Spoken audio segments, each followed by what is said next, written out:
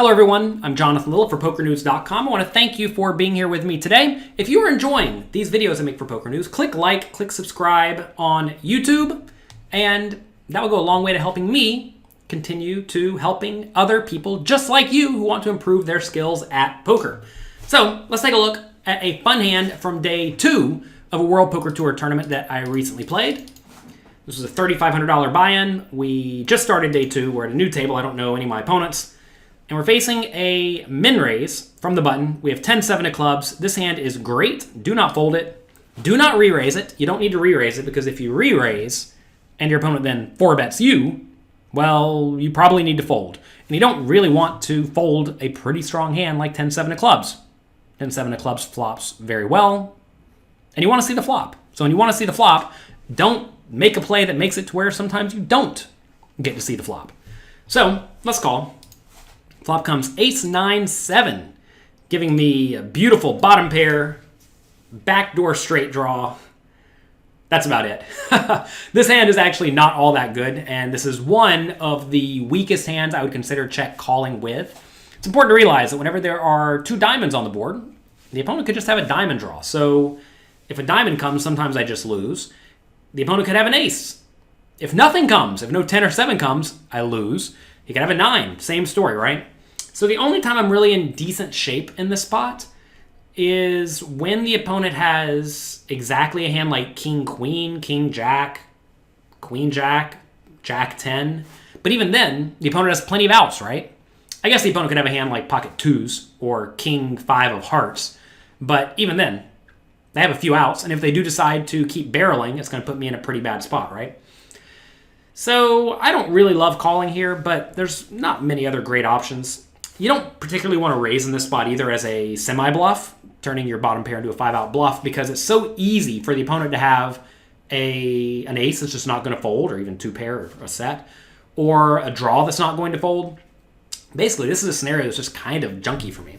I don't think I should fold, but I'm going to call the flop and then fold to a turn bet unless I improve. So I check the turn.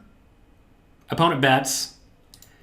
And now I think I should probably fold. I decided to call this time. That said, I don't think calling is that bad when the turn is just a complete blank. The 3 of hearts is about as innocuous of a card that can come. And notice that I still beat all the busted draws.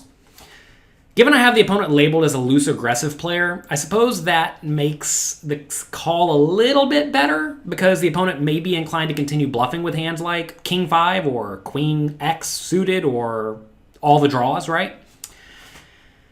But I think this is probably a little bit loose. If I had a 9, I'd be more inclined to call. If I had an ace, I would definitely not fold. If I had an ace, I would check call turn and then check call river. So we're just never folding an ace. I'm probably check calling the turn with a 9 and then folding that on the river a lot of the time. And with a 7, I probably just want to check fold the turn. But I decided to stick around, and, you know, that makes sense every once in a while. River's an 8. I am not really considering a lead in this scenario because it's very easy for the opponent to have 2-pair straight.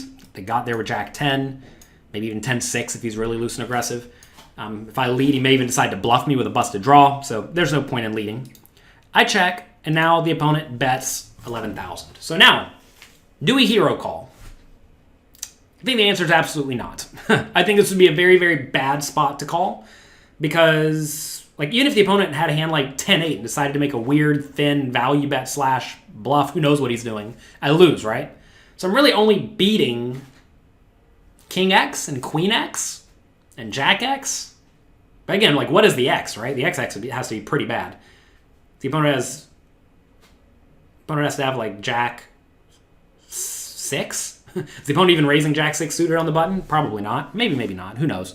But you get what I'm saying, right? I'm really not beating all that many combinations of hands. So for that reason, I'm definitely not going to call. But maybe there's a better play. Maybe we can raise. In this scenario, I want to block the straights when I raise, and I want to block full houses and 2 pairs when I raise. Well, while also not blocking flush draws, right? Like maybe an 8 of diamonds or something like that. Obviously, we can discount those a little bit, but I'd rather not have a diamond, I think. So in this scenario, I want to have a jack or a 10, and I'd like to have a pair that doesn't have enough showdown value, like a 7. right? So in this scenario, I think this is actually a pretty good bluffing candidate. I may pick a hand that's a little bit weaker. Like maybe a hand like Queen X of diamonds would be okay. But again, I don't really want to have diamonds. So I think I really do want to have a jack or a 10 plus a pair to go for the raise. And, well, here we have it, right? So, are we a chicken or are we not? Are we Chicken Little or are we not Chicken Little? I am not Chicken Little. We make it 30,000. And I think this is pretty nice. I could obviously do this with 2 pairs, sets, straights. I think all that those are perfectly well in my range. Especially a hand like Ace-8 or Jack-10, especially Jack-10 of diamonds. Those are all well within my range. And unless the opponent has a pretty good hand, he's probably just going to find a fold. I considered making a big raise, like all-in, or 60,000, like a lot, to try to get my opponent to fold everything. But I do think it is somewhat likely that he does just have 2 pair that's never going to fold. So when I do raise here, I'm trying to get the opponent off of a 1-pair type hand, like an ace primarily. Notice that the opponent's 11,000 bet.